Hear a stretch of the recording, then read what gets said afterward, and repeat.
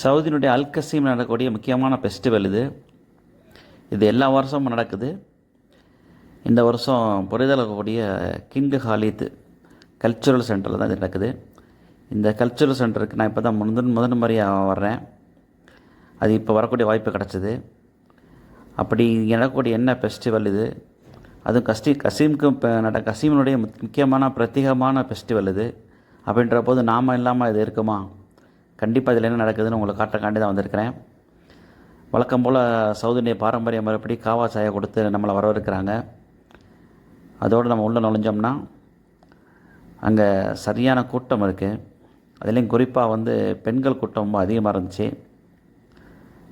அப்படி என்ன தான் இந்த ஃபெஸ்டிவல்னு சொல்லி நீங்களும் வீடியோக்குள்ளே பாருங்கள். இது எல்லா வருடமும் நடக்கக்கூடிய முக்கியமான ஒரு அல்கசீமுக்கு உண்டான முக்கியமான விழா இது. இங்கே பார்க்குறீங்களா, எய்த்தாப்பில் ஒருத்தன் சுற்றிக்கிட்டு இருக்கான் இல்லையா, இவனுக்கு தான் இந்த ஃபெஸ்டிவல் நடக்குது.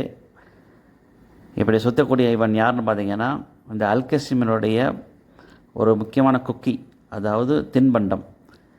அவங்க கசீமில் இருக்கக்கூடிய சவுதிகள் அவங்களோட வீடுகளில் தயாரிக்கக்கூடிய முக்கியமான ஒரு தின்பண்டம், ஒரு உணவுப் பொருள் இது. இது பாரம்பரியமான ஒரு அந்த காலத்திலேருந்து தொன்று தொட்டு வரக்கூடிய ஒரு உணவுப் பொருள். இதுக்காண்டியான ஒரு தனி பிரத்யேகமான ஒரு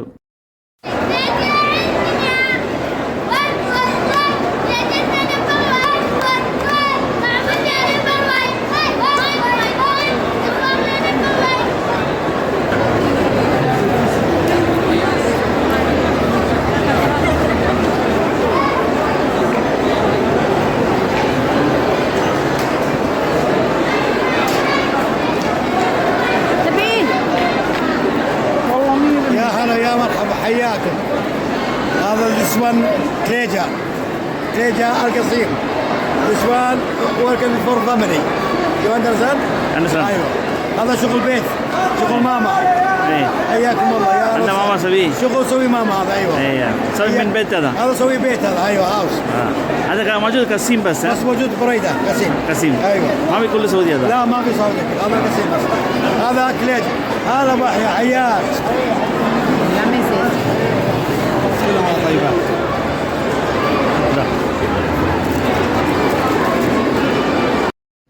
நம்முடைய தமிழ்நாட்டில் எப்படி பாரம்பரிய உணவுப் பொருட்களான முறுக்கு, அதிரசம், சீடை இந்த மாதிரி பாரம்பரிய உணவுகளை வெளிநாடுகளில் வேலை செய்யக்கூடிய, வெளியூர் வேலை செய்யக்கூடிய நம்ம மக்களுக்கு கொடுத்து அனுப்பி வைப்பாங்களோ, அதே மாதிரி இங்கே சவுதியில் கூடிய கசீம் வாசிகள் என்ன செய்வாங்கன்னா, அமெரிக்காவில் படிக்கக்கூடிய மாணவனுக்கோ தன்னுடைய மகனுக்கு இந்த அதில் அந்த தோட்டங்களை வளர்ந்து அந்த வருஷத்தில் புதுசாக பறித்த பேரிச்ச மரங்களை பறித்து இந்த பெடெக்ஸ் அப்படின்ற மாதிரி நல்ல காஸ்ட்லியான கார்கோ கம்பெனியில் போட்டு அமெரிக்காவுக்கு வெளிநாடுக்கு அனுப்பி வைப்பாங்க. அதோடைய விலை 50 ரியால் தான் இருக்கும். ஆனால் அவங்க கார்கோக்கு அனுப்பி விடுறது காசு 500 ரியால் இருக்கும். இப்போ பார்த்திங்கன்னா இது அந்த பழங்காலத்து முறைப்படி கோதுமை அரைச்சி அவங்க இந்த உணவுப் பொருட்கள் தயாரிக்கக்கூடிய முறையும் வச்சுருக்கிறாங்க. இது என்ன உணவுப் பொருள், அதோடைய பேர் என்ன, அது எப்படி செய்கிறாங்கன்றது அடுத்த வீடியோவில்